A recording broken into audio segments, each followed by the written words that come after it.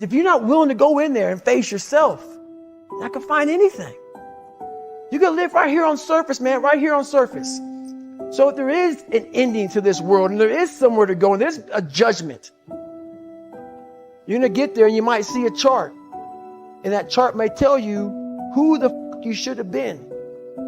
And now you get the rest of your life to think about that. Man, I could have lived a much better life if I just would have just suffered a little bit more. If I just would have went in that and realized I had so much more.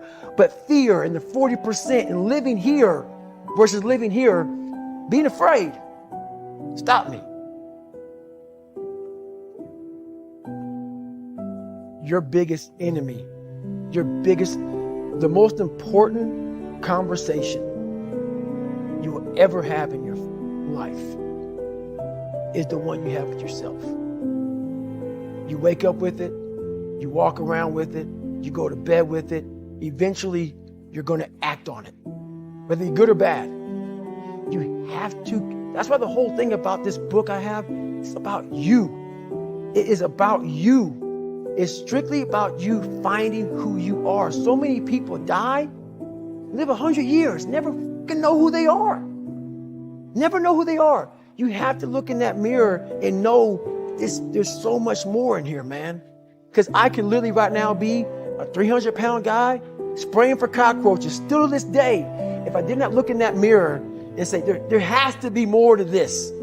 This can't be it. And then willing to go into it, dive deep into it, and give all I have to find it. So that's what all that's about. Let's say there's 10 people in this room, and we're all mediocre. But I'm the best of the mediocre people. I now think I'm great. I'm great. We surround ourselves around people that make us feel great. They tell us what we want to hear. The second we put ourselves amongst the uncommon people, we don't like that feeling, that challenging feeling of that person who's waking up at 3:30 in the morning and say, hey, push your, we're going for a run. We don't like that challenge. We like that person who says, hey, you know what, man, I don't feel good today, man. And they say, oh, it's okay, brother. We'll take a day off, man. We'll get a pizza and watch the game. We like that. We love that feeling. Why? Because you understand, man, we're good, bro. We don't want that motherfuckers like this. Hey, man, no, bro. Get your fucking shit on, man. Stop being a punk. We don't want that in our lives. We don't want that person who's constantly challenging our weaknesses. We want that person who's constantly, making us feel nice and good and secure in ours. That's the mediocrity of life. We want to be the best amongst the average people. People wonder, how do you stay hungry all the time? Because after I accomplish something, I don't sit back like a lot of guys who graduate buds, graduate this, graduate that. They get comfortable. They wonder why I'm getting weak, man. I don't know, I lost my edge. What's going on? Because once you hit the top of the fucking mountain, guess what happened? I'm good. I'm good. So you wonder why you're falling down now. Because once you reach the top of the mountain, you got to build up another one. That's mediocrity. There's a lot of people in mediocrity who have a nice resume, but they're one-timers, man. They hit a one-time deal. They busted it open, got a lot of money, but they're good. You're mediocre now, man. What are you fucking doing today, tomorrow, the next fucking day? That's why I don't listen to theorists. I don't listen to all that bullshit. I listen to a motherfucker who's like this, man. What's wrong, man? I'm fucking tired, dude. Why are you tired? Because tomorrow, I gotta do the fucking shit again, man. Whatever it is that made me fucking nauseous and sick to my stomach, it made me hurt. There's no ending. And that's the person I listen to. That's the person who's gained knowledge. You gain knowledge through suffering. And on the other end of suffering is a world that very few have ever seen. It's a beautiful world because that's where you find yourself. You don't find yourself in over here. You find yourself on the other end. Like the 100-mile race I was on, I ran it for 24 hours. I found myself on the other end of that race. That 19 hours, I found, wow, there's a whole nother world out here that I've never even saw. The world is in your mind.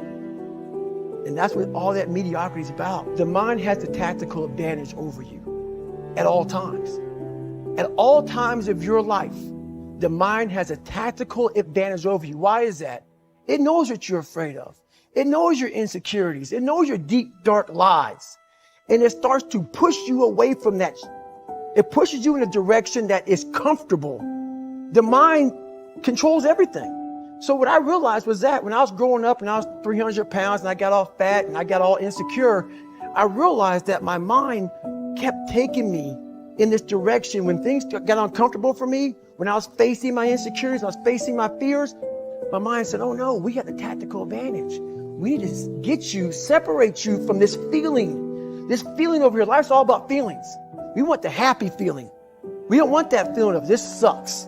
If in that moment, you can answer those up questions and you are now in charge of your brain versus your brain ruling you, that's where all that stuff comes from. So the 40% rule is all of that. You get to 40%, your brain says, we're done. Let's roll, man. This is starting to get painful. This is uncomfortable. So you sit down. You have to figure out ways, and everybody's different. That's how the book kind of talks about, like we all have these things about, 5 steps to this and 4 steps to this. It's a lot more than that. That's all bullshit. It's a practice that you have to, it's a habit. So if you know that at 40%, I'm feeling pain. At 40%, I'm feeling pain. That's where the 40% rule kicks in.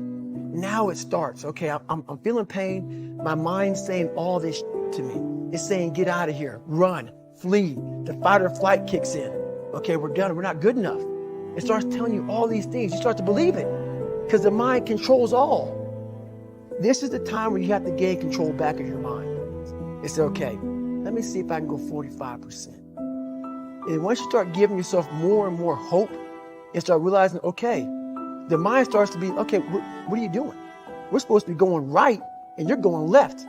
You start then controlling your mind. Start finding more in yourself. And then it goes from 40% to a lot further than that. But that's the start of it though.